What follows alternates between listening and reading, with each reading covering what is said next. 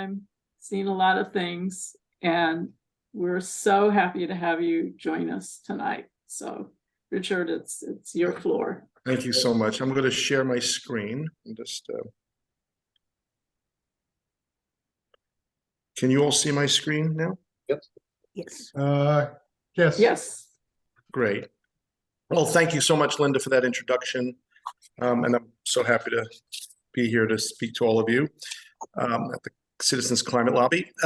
So I'm going to speak about offshore wind in the United States, just a kind of an overview of where offshore wind stands in the U.S.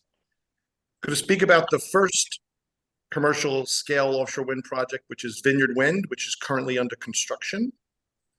I'm going to talk a little bit about their commitment to Martha's Vineyard, but it's not only germane to the Vineyard. The Offshore Wind Hub is about operations and maintenance facilities that are going to be going up and down the East Coast from Salem, north of Boston, New Bedford, Martha's Vineyard, New London, Connecticut, and you just keep going down. There's going to be a lot of these offshore wind hubs up and down the East Coast. I'll just talk about the Martha's Vineyard one since it'll be the first one. A little bit about workforce development. That's, we talk about the Green New Deal. It's not just about greening the grid and removing fossil fuels, but it's also about the, great middle class opportunities in the industry. Then I'm going to talk a little bit about resiliency and environmental justice, and about an energy transition program. So I'll try to move at a pace and leave some time for questions and answers afterwards. So our main theme here is speaking about, we call it greening the grid and then converting the rest. So greening the grid is obvious. It's putting as much renewables into the grid as we can. And that's occurring at a rapid pace. And then as we do that, converting the rest is about converting transportation and home heating and buildings to electrification, to electric. So if the electric's all green in the grid, and then you're converting and removing fossil fuels in that way. So each region in the United States will have its own solution to greening the grid. The Midwest will have land-based wind, which it has plenty of. A lot of people don't realize that Iowa is 57% powered by land-based wind. Wow. Kansas is 45%. And Texas has the largest capacity of land-based wind in the United States. That's also something people don't realize. So they're number one in capacity. So the Midwest will have land-based wind and solar. The Northwest, where in Oregon and Washington, will have hydro. And probably some offshore wind. But in the Northeast, our abundant resource is offshore wind. On the left-hand side, you see the NREL wind power class. And when you get up to New England, it's all 6s and 7s on the scale, which is the highest wind resource in the United States.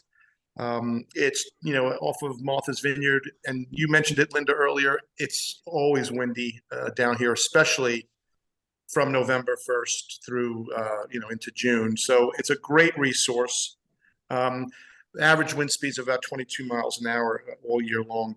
You can see on the right why it also makes sense. I know when I was in school a while back, we used to call the megalopolis, which was that region between Boston and Washington, D.C. And you can see it on the screen there in that really bright lighted area at night, that satellite vision of the evening. There's 55 million people that live between Boston and the United States. 40% of the population of the United States lives in a county that's on the coast, whether that's Plymouth County, Barnstable County, Dukes County, Nantucket. 40% of the population lives in a county on the coast, and 80% of the population of the United States lives within 100 miles of the coast. So offshore wind is a resource that can be deployed close to these population centers, and actually, more importantly, get the transmission to those resource areas very easily through underground cables, not having to cross stretches of forest and lands and mountains and so forth. So it's an abundant resource where the population is, and it's easily connected into the grid. This is just a little illustration of how fast the industry is growing. You can see Martha's Vineyard and Nantucket up here. all the way down through Long Island and New Jersey. And everything that's colored there are lease areas that the federal government has actually studied and created with lots of input from the public and all of the communities on the coast. And it started in Massachusetts. There was a task force that was commissioned by Governor Duval Patrick. In New York, it was by Governor Cuomo, and so forth down the coast. And after a 10-year period of, or in fact, a little bit less than 10 years, but something like that, these areas were, delineated and then marked out, and now actually been leased to developers. So you can see it's quite an activity. What I'm also showing on this map is, you can see the outer continental shelf. The other great thing about the Northeast outer continental shelf is you can go out about 100 miles and still be in relatively shallow water. Where Vineyard Wind is being developed, it's in water that's about 100 feet deep. So that's considered shallow as far as building structures like wind turbines and so forth. So we've got the shallow seabed. Now this is enough of an area to build 52,000 megawatts or 52 gigawatts. And just to put that in perspective, that's an area that can host 65 Vineyard Wind projects. So 65 of the projects I'm going to speak to can be hosted in this area. It's enough to power 25 million homes. Little perspective, Massachusetts has 2 million homes. So when you start thinking of 25 million homes, we're talking quite a lot of power. And Martha's Vineyard, little old Martha's Vineyard, only has 18,000 homes. It would produce enough electricity to, which would be the equivalent of removing 20 million vehicles off the road as far as emissions reductions. 20 million, that's about 10% of the United States fleet of all cars registered in the United States.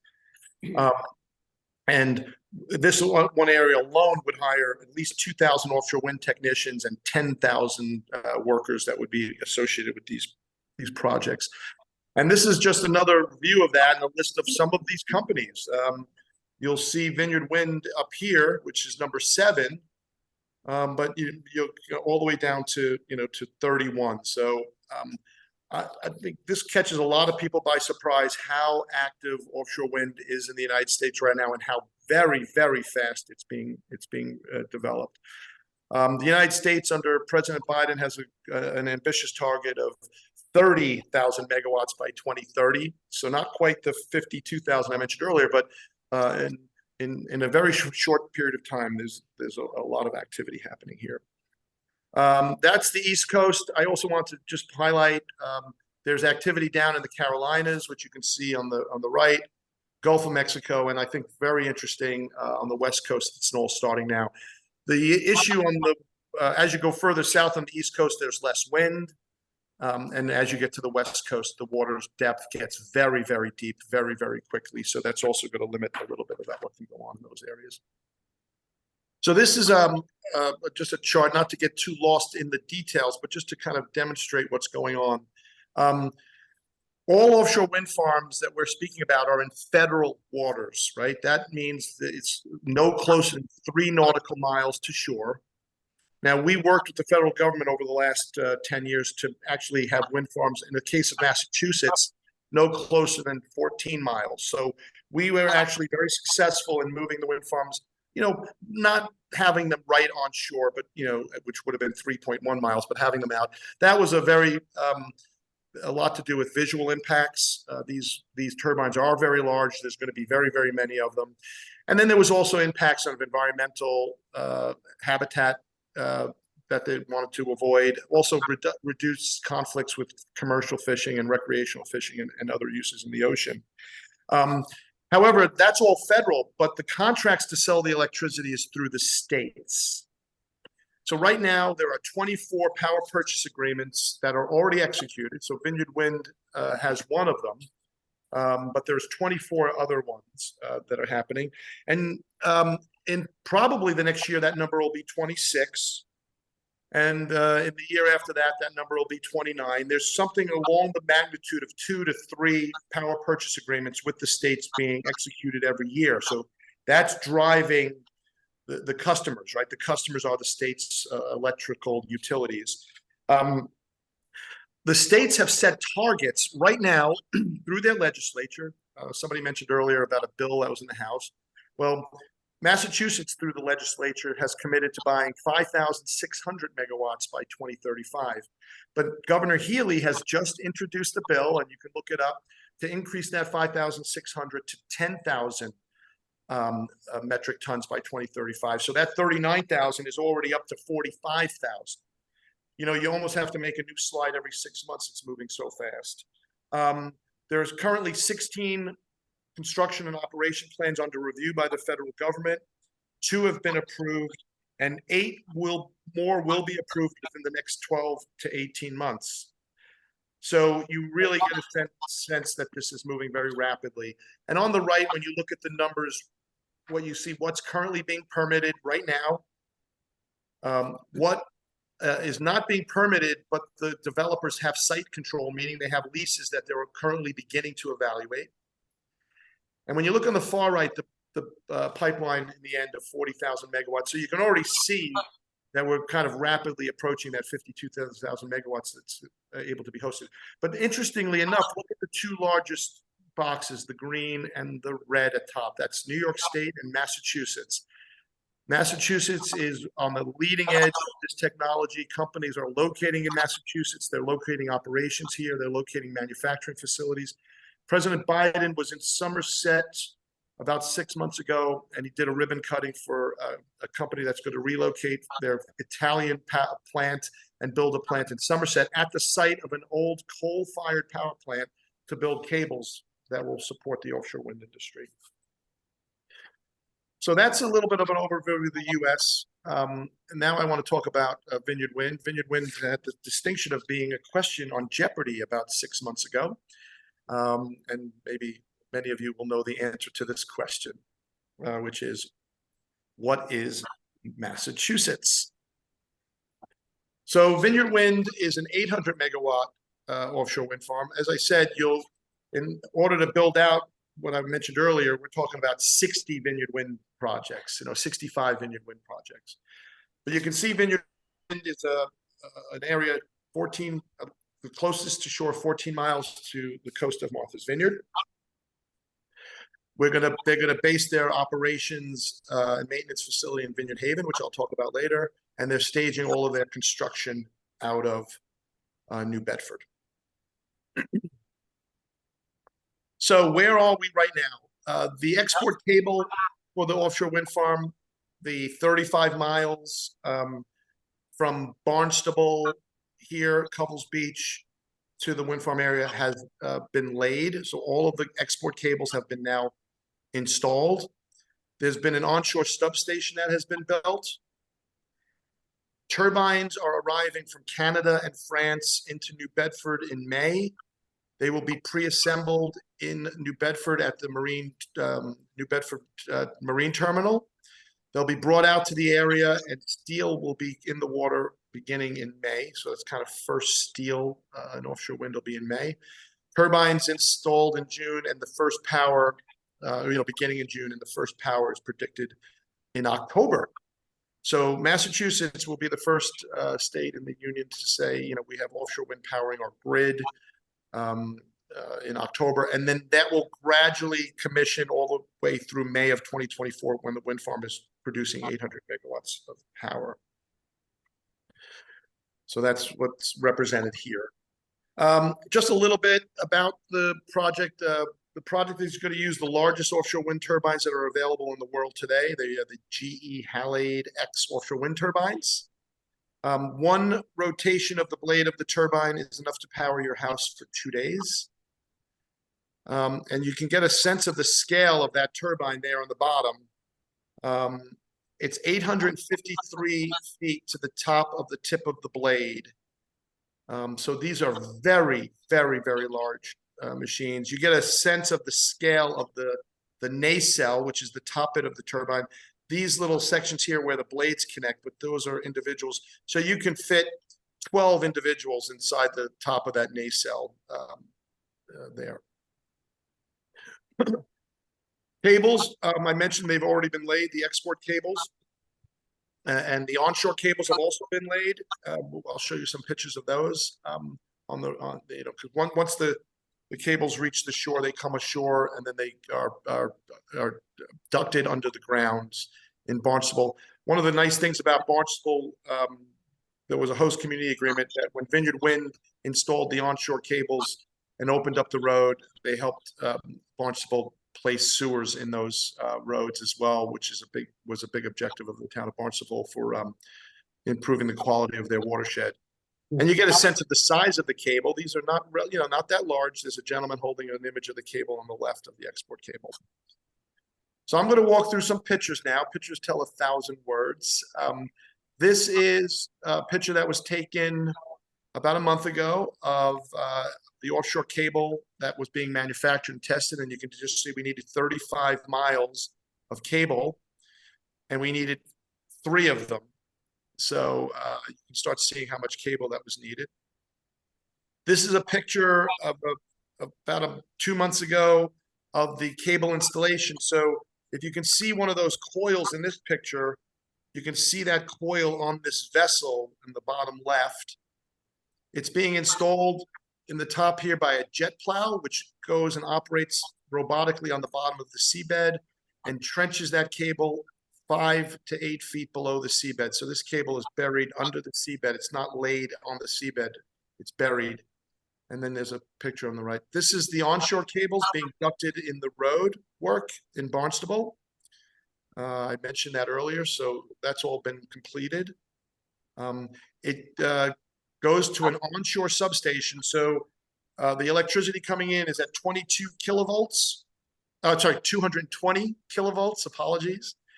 It then needs to be reduced to 115 kilovolts to go into our grid. And then eventually it comes to our home at about 12 kilovolts on the lines around our house.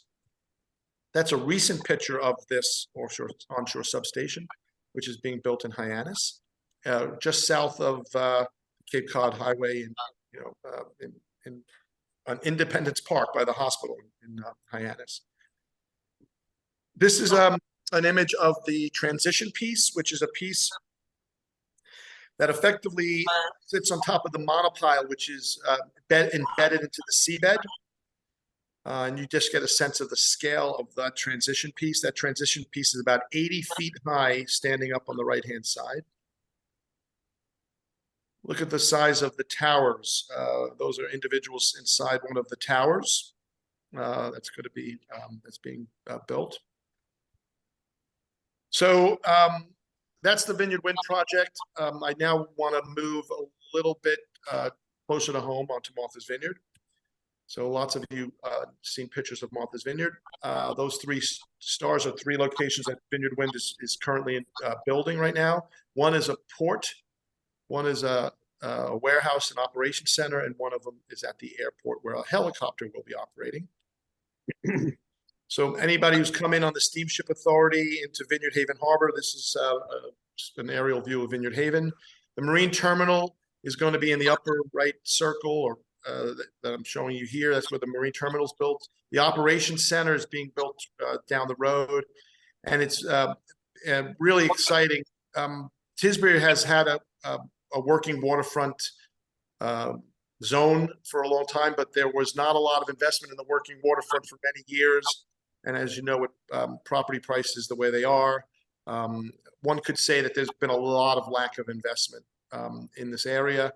But now offshore wind is going to be the industry of the 21st century, coming here and investing in this area and employing, in this project alone, something like 60 workers on Martha's Vineyard. This is a rendering of the marine terminal, rendering of 2 crew transfer vessels, which will operate out of that site every day, bringing technicians, engineers, and spare parts that will go out every day to the wind farm. And they'll be operating out of that site. That's about a $20 million investment that's being built as we speak. It's due to be completed in May 2024. This is the operations center in that other location, with offices and a control room. But on the side view and in the back of the building is mostly a warehouse. It's a fancy looking warehouse. You wouldn't even know it's a warehouse, but that's a warehouse that hosts locker rooms, personal protection equipment, and all the spare parts it will take to operate this wind farm. There's a nice image of a crew transfer vessel on the right.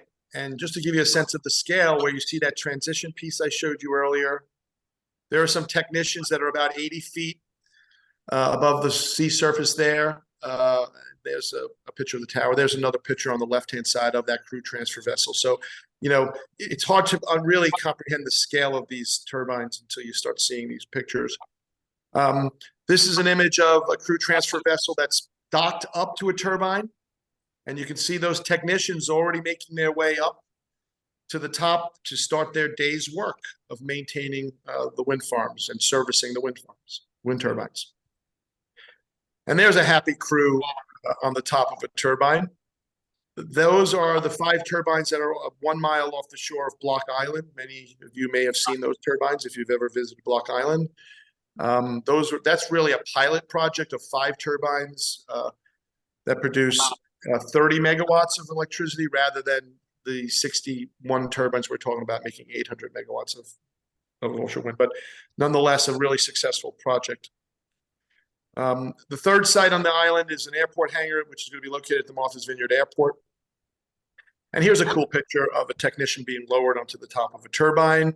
There will also be a helicopter landing pad out there on the offshore substation, which the helicopter can land on, and actually technicians can walk off as opposed to being hoisted down, but they'll be doing both from time to time and weather dependent. So it's really exciting jobs for people with a head for heights and legs for the sea, and who have this adventurous spirit. And, a lot of people that we're looking at and are interested are actually veterans. You find a lot of veterans have a lot of the skill set and mindset to do this type of work, but we're getting interest from all types of people, from all backgrounds, and all age groups, and genders and so forth. And there's another shot of it. So that's like I say, a picture tells 1,000 words. That's what's going to be going on in Martha's Vineyard. Talk a little bit about workforce development. The great thing about all of these investments is the people. Right now, there's about 1,000 construction workers that are involved in building the wind farm. We're happy to say that Vineyard Wind signed a project labor agreement with the unions. Most of all of those jobs are union jobs, which are we're really happy to support the brotherhood and sisterhood of the unions.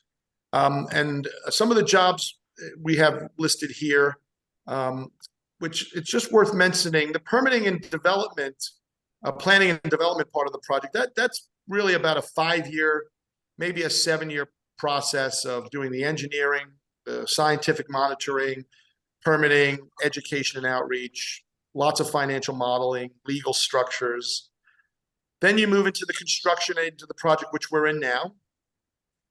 And that only lasts about 18 months, the construction. But, remember, the pipeline of projects is so long now that the construction workers that are working on the Vineyard Wind project next year will be working on Sunrise Wind. And 2 years after that, we'll be working on Revolution Wind. So those jobs are now Massachusetts, Rhode Island, lots of South Coast based jobs there.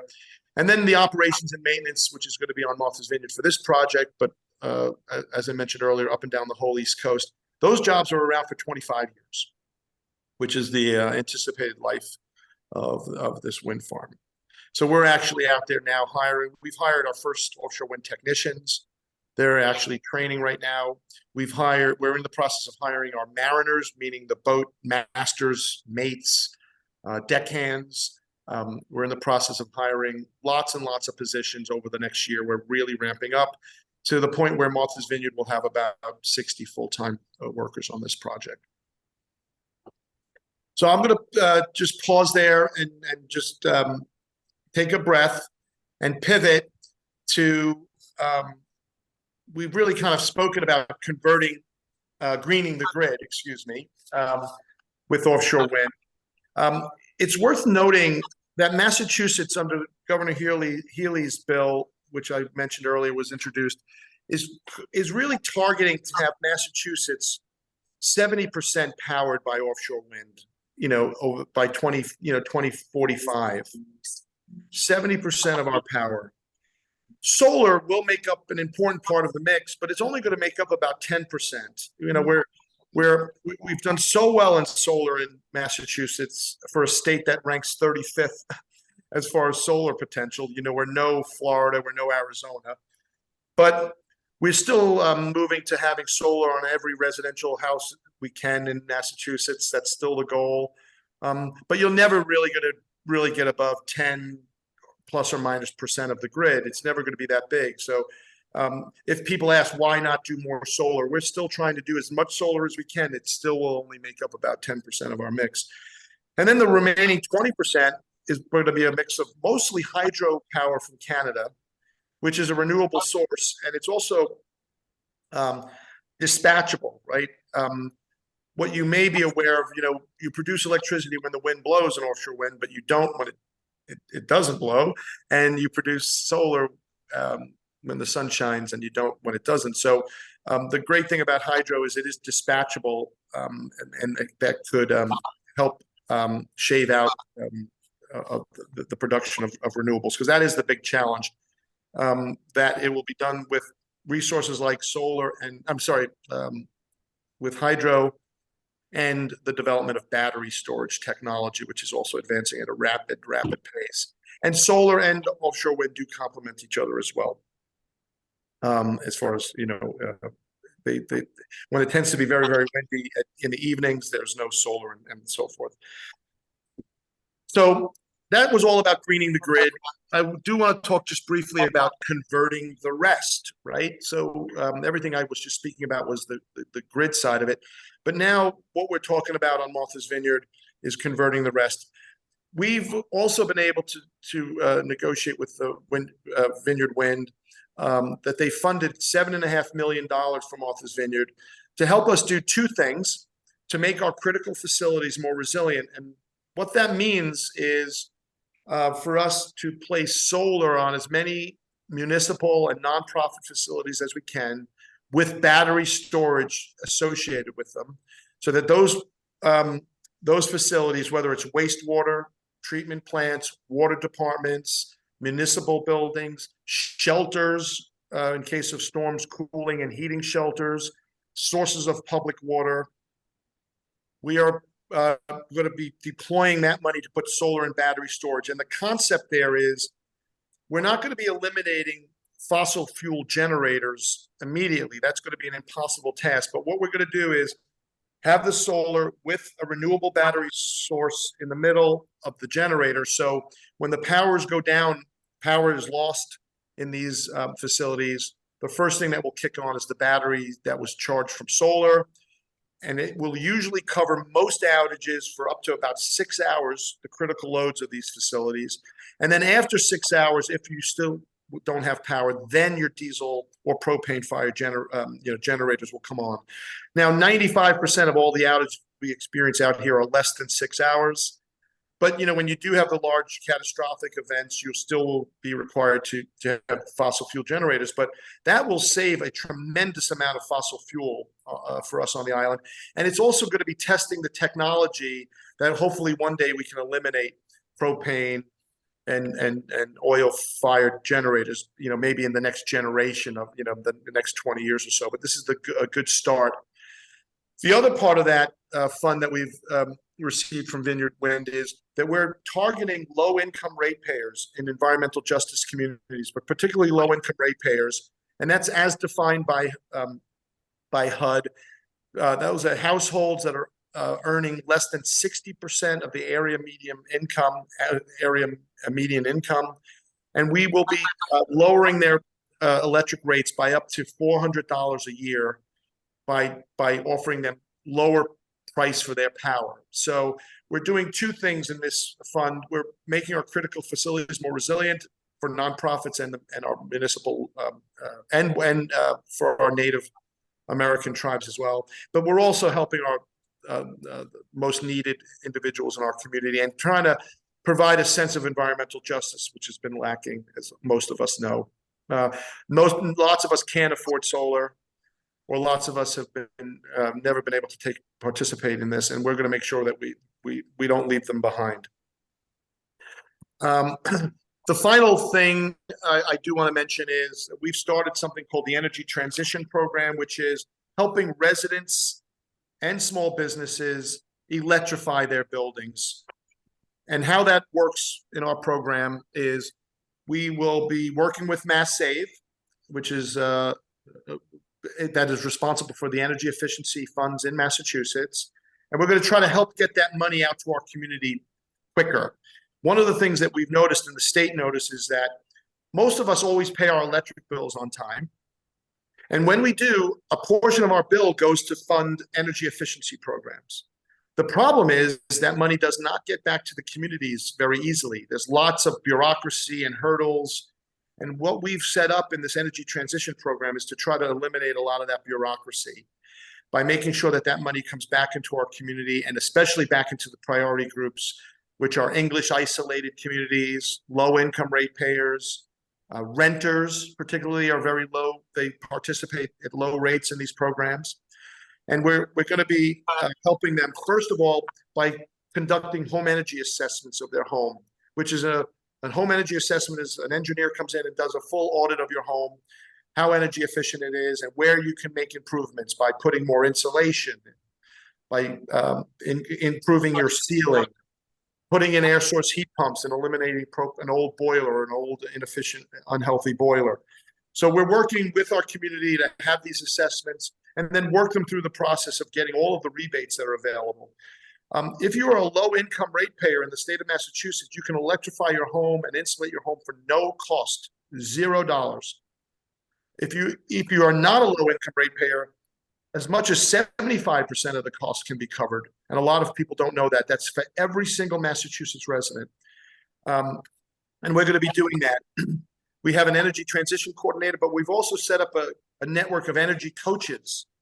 So where people in our community can go to and call and make an appointment and ask about solar and find out all of the complexities about solar and the nuances of it, or call up and ask about air source heat pumps to a buildings coach, or call up a electrical vehicle coach and ask a lot of questions about electrical vehicles and rebates and how do they work and what's experiences. So we're really providing a resource to our community to help them transition from fossil fuels to electrification. And I'll say in final, all of the island's 6 municipalities, we have 6 towns on Martha's Vineyard. A lot of people don't know that. And each of them with very, very, their own government, their own schools, police forces, and so forth, and their own identity. But all 6 towns rarely come together and agree on any one thing.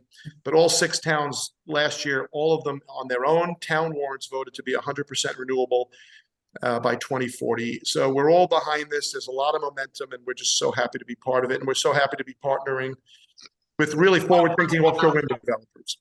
So with that, thank you for letting me go at a quick pace. I'm very happy to answer as many questions as you care to ask. And I'll stop sharing my screen in a minute.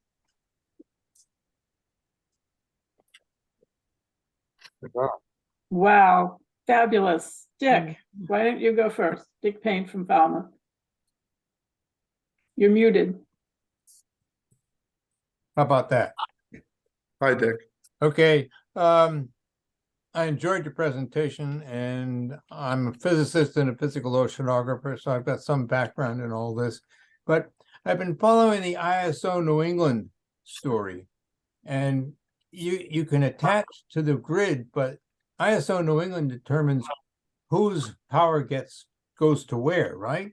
That's correct. Okay, so how have you gotten over that hurdle? So anybody, and let's just talk about offshore wind developers. The Vineyard Wind 1 project, when it originally received its lease in 2015 from the federal government, it began its permitting process, meaning doing all of the environmental permitting that was required at that site. There was something like 30 agencies, federal, state, and local, right down to our local conservation commissions that reviewed the project. Dick, at that time, Vineyard Wind made an application into the ISO New England, the grid operator, to interconnect their wind farm at a substation in Barnstable.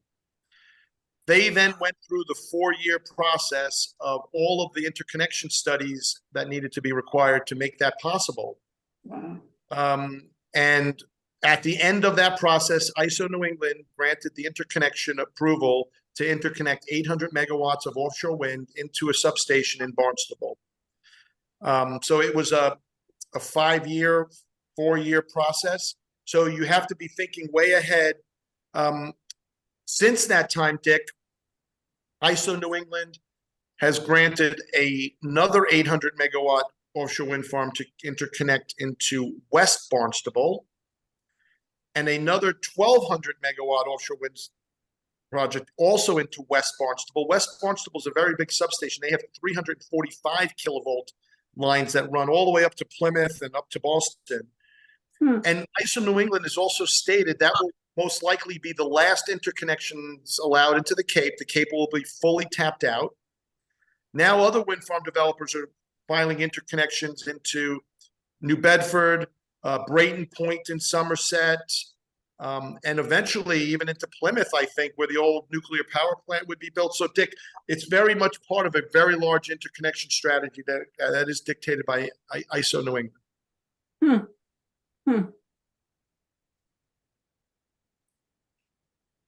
Wow.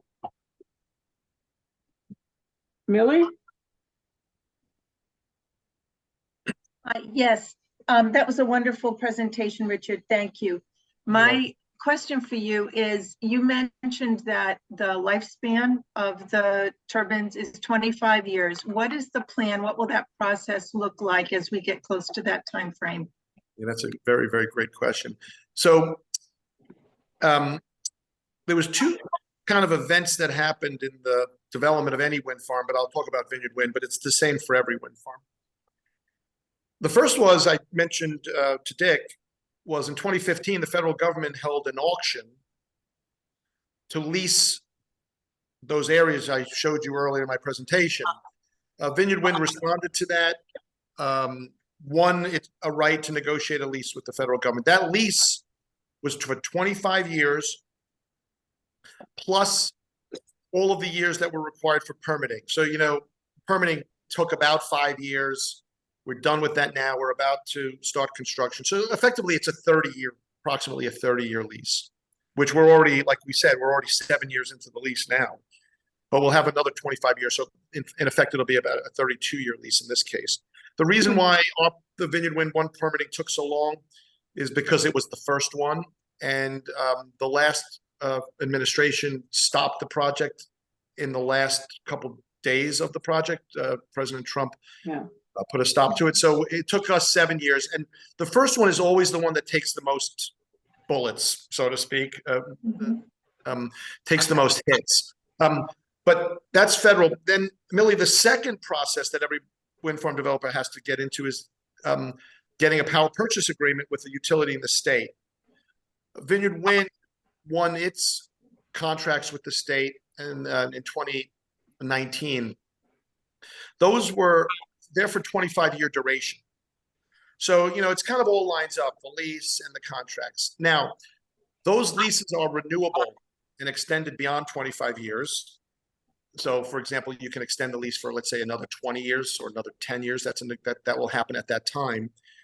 These wind turbines are going to be maintained and operated, and it's pretty fair to say that in 25 years, they'll be functioning as if, you know, they were pretty much, you know, brand new turbines. Now, taking all that for granted, what happens if they're not? What happens if technology leapfrogs it? What happens if fission or something leapfrogs this technology and there's no need for them in 25 years? The offshore wind developer is required to put up the money right now, either in cash or through bonding, to decommission these projects completely back to a state where, I mean, if I was to tell you this, it has to remove the turbines down to 10 feet below the mud line. In other words, they have to remove them all from the area, and they have to put the money up now. So in case they say, oh, we're bankrupt or we don't have the money, that money is being held by the federal government until that day. So they've made contingencies in our lease for So the intention will be they'll run as long as they're needed, but when they're not, they have to be removed. Okay, thank you. Natasha, Yeah, I have a comment and a question. Comment about the ISO New England. That was a really good question. My understanding is some activists had infiltrated their last meeting and we got 2 or 3 very important people on their board or whatever. So that was pretty cool. One of them, Nathan Phillips, who's actually I think he had a hunger strike over some climate issues. The other one is, I think the important goal is being 45% off of fossil fuel by 2030. So you mentioned 2040, 100%. What's the interim Oh yeah, plan? that's a great question. First thing, and I know Dick mentioned ISO New England. There has been a lot of criticism of ISO New England in the sense of this whole moving away from fossil fuels, particularly because ISO New England's remit is reliability. It's not about greenhouse gas emissions and reductions, and that's the rub, right? And a lot of advocates have been pushing that you can walk and chew gum and do both at the same time. So there's been a lot of advocacy to help move ISO New England to include climate change objectives, not just reliability. So anyway, Natasha, it's nice to hear that. So the 2040 goal is 100% reduction in fossil fuels and 100% of our electricity being renewable. In 2030, it's 50% in each. So we have intermediate goals. I want to say maybe an important part of that. Goals are great, aspirational and maybe visionary and kind of informing us, but they don't really have a lot of teeth if you're not measuring how you're progressing towards those goals. And one of the things we're very proud of is that we developed an island energy model. So one thing you can really do easily is track the grid. That's public information, how much renewables are in the grid, how much are being mandated, how much the state legislators mandating for the future. That's kind of an easy one. We are going to achieve the 50% renewable electricity by 2030. Massachusetts will actually achieve that goal. We will be above 50% renewable electricity. So that goal is going to be a tick. We believe the 100% renewable will be achievable by 2040. If not 2040, maybe by 2045, soon thereafter. That's kind of an interesting one, but that's all moving in the right direction. And it's going to be on the back of offshore wind, which we just spoke about. The fossil fuel reduction one is the really challenging one. We've developed an energy model on Martha's Vineyard to help us measure our fossil fuel usage. We know exactly how much fossil fuels are being consumed on Martha's Vineyard. One of the nice things about it is we're an island, and we can actually track what gets here. It's very easy for us. It has to come in on a boat. And the Army Corps of Engineers and the Steamship Authority track every single gallon of diesel, gasoline, propane that comes on Martha's Vineyard. We know how much diesel is being used by the Steamship Authority. So we can actually have a very good baseline of where we're starting from. And then we've modeled our 18,000 homes and commercial buildings. We've modeled how much of them have air source heat pumps and what the infiltration is on that. So we have a fairly good indicative model of how we're progressing towards those goals. And right now that model is saying we're going to get to be about 25% by 2030, not 50, but not zero. Right? So it's kind of an interesting one. We're not at 0, we're at 25. We have some good things we're doing, but we got a long way to go. And by 2040, our model's predicting that we're going to get to about 65%. So Natasha, we're modeling it and we're moving forward. The great thing about the model is we can start playing around with things. Like what if all of our municipalities pass laws that every new building has to be electric? What if we convert the Steamship Authority's ferries to all electric ferries? It's better if the state mandates it than making every municipality try to do that. Right. So that's our intimate goal. And I think the kind of most important thing we're excited about is that we have an energy model that's going to help us at least track that and also try to help us determine what policies we should change and so forth. But, the greatest hurdle in this climate change goal for us now is not really the technology anymore and a lot of the policies. It's really behavioral science that's needed. How do we change our behaviors as individual homeowners, as individual consumers? What choices are we going to be making? You know, when you buy a new vehicle, and let's say it's an internal combustion engine, rather than an EV, that vehicle will last 8 years, maybe 12. But when you build a new building, it's around for 100 years. Most of them are houses. We're building a new school in Tisbury now. The last school was built in 1920.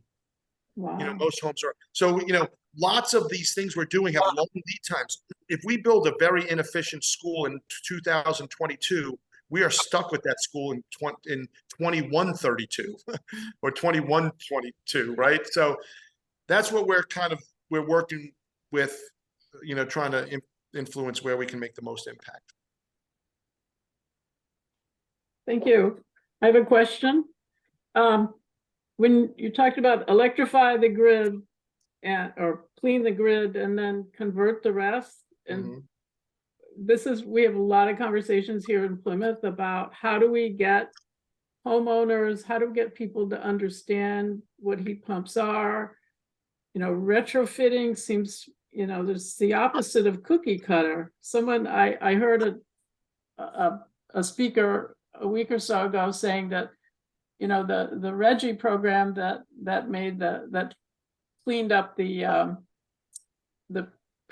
power plant part of the grid was a small number of plants in the state, but with greening the other end of the grid is like, he called it 100,000 kitchen table conversations. Yeah, that's exactly So right. how do you educate people? How do you help them? Because even those of us who are really, you know, want to get heat pumps or, you know, are into it, it's hard. You know, I'm helping, I work for a small conservation group here in Plymouth, and I'm helping them. I offered to get quotes for heat pumps to convert us off of fuel oil. My God, it's a whole other language. You know, you get the contractors in and I don't speak HVAC speak. It's just really hard to really do. is. It really is. How are you approaching particularly the low income rate payers on the Vineyard to reach out to them about, you know, about these things? Right. So we're following a model that we've copied from the city of Newton, just outside of Boston. One of our board members of Vineyard Power works for the city of Newton. Oh, right. Yes. Her name is Ann Berwick. She was a Yes. former Undersecretary of Environmental Affairs under Governor Deval Patrick. She was former chair of the DPU. So she's passionate about renewables, passionate about energy. So first and foremost, Linda, every ratepayer in Massachusetts is available to get Mass Save money. It's called Mass Save. Yeah. And that Mass Save is all about helping residents and low-income residents convert to electrical systems. Now,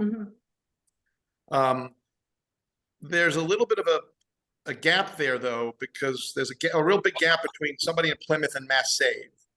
So what they've initiated is a network now, what they call community first partnerships, which, for example, it could be the town of Plymouth or nonprofits in Plymouth can become community first partners in which they're working within the community to help make this connection of the Mass Save programs to their residents. That's one start. The second is we've set up, like Newton did, a network of energy coaches. So we have, for example, I can imagine Plymouth one day you can have an energy coach that knows mechanicals that would be a resource. People can call up and ask about air source heat pumps, or we have an energy coach on solar. We're going to have an energy coach on EVs, right? Electric. So it's building up that kind of capacity that you're having these kitchen table discussions where people can go and answer questions. We're also on our website going to have like, the frequently asked questions. So hopefully a lot of people can just get through the first bits of questions. But Linda, I'm happy to have that conversation as well with Plymouth separately. Let me with you. Sure. That would be excellent. But I think the first step, Linda, is you need to have people that live in your community representing these projects, because there's just a disconnect between the person in Plymouth and Mass Save, and some of these things. So the community first partnerships that you mentioned, are those with Mass Save, or is that? Yes, they are. Okay. They are. Yeah. Mass Save has realized that they're not getting this money into the communities. They're missing people, especially the low income and priorities, but everyone in general. And they're developing a network of people that are from the communities, in those communities, representing those communities and helping people sign up. And what they're noticing is, obviously, more people are becoming aware, that more people are getting home energy assessments, So, and I have to learn, I think all of us, and I've learned a lesson in my career, is like, I think everyone in this forum here, identifies with the problem at hand, sees the threats of climate change to humankind. But these are generational problems to solve, right? This is not like something we're talking about 2030, 2040, 2050. We're talking about our children and grandchildren. Right. And we have to have that patience to, stay on the path. You build a stone wall, one stone at a time. And, it's that type of thing that we can't get frustrated with. We just have to keep moving in this direction, one household at a time. Yeah, but we're gonna hit some tipping point that we can't go back. So, Well, and that's right. We may have already passed it, but we I can't. know, so we really can't have that attitude like, oh, we're just gonna go at the same pace like we've been doing the last 30 years, No. Actually, and we're not doing the last 30 years, but we're really ramping it up. But the scale of what we need to do is daunting, and can also make people feel. and having enough electricity for all these heat pumps. Oh, that's right. Right. Yeah. Yeah, yeah. And also redesigning the electrical grid. I know Dick was saying about ISO, and somebody else, Natasha, I think you mentioned it. Now you have to develop a grid that Cape Cod was at the end of the pipeline, bringing all of the power here from other sources. And now we're in the front of the pipeline, moving it out in another direction. So we need electrical engineers. So, because we have a couple minutes ago and jump in, but I sort of feel like the people someone will call when their furnace breaks is going to be their oil company or their gas company that they've been using. And of course, they're going to recommend another gas system. And I've seen a lot of my friends do that. And it's just like a stab in the heart, because they're not thinking about it as their system is failing. And I finally started to see some advertising that says, don't wait. If your system's 30 years old, start planning of what you're going to do when it fails. Right. So I think we got it. And the great thing about this, And excuse me, the companies that offer that, like, you got to get to these people before their furnace fails, because they're going to make a decision in like 10 days. All right. So Natasha, you live in the area that I live in, which is under the Cape Light Compact. You can go onto the Compact's website right now, register for a home energy assessment. They will come out for free to your home, do a complete home energy assessment, talk to you about what insulation you need, how much insulation you need to put in. That's either free if you're income eligible, or it's 75% paid for by Mass Save. It will lay out a plan of when you should replace the gas furnace to replace it with an air source heat pump. So, we just need to encourage people to get into the Mass Save program, because you're right. What happens is the gas furnace blows up. You need a new one. You call up your old supplier. You put a new one in. Same exact Right. one. I mean, there's a lead time now for ordering heat pumps, I believe, at least. Maybe it's the same with a new gas furnace, but yes, we need to, just like we don't want to build new buildings that have more fossil fuel hookups.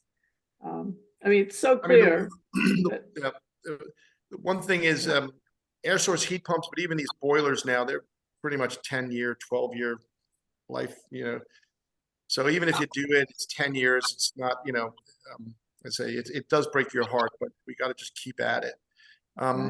Question: do you think car dealerships could be encouraged to install solar battery to charge their EVs? I mean, that would be great, right? Every car dealership that's selling EVs should have solar and battery storage. I've read that one of the U.S. auto manufacturers is going to be offering optional bundle of panels when they sell an EV, so you can get the whole setup for your house at one Wow. time. Um, Um, Most of our municipalities now have electric vehicle charging stations installed at their municipal complex. mhm. Nicola's in fact working on one right now for the town of West Tisbury to put at our elementary school. Excellent. So that infrastructure is starting to take shape out here. So I guess in the interest of time, I'd like to just give anyone who hasn't asked a question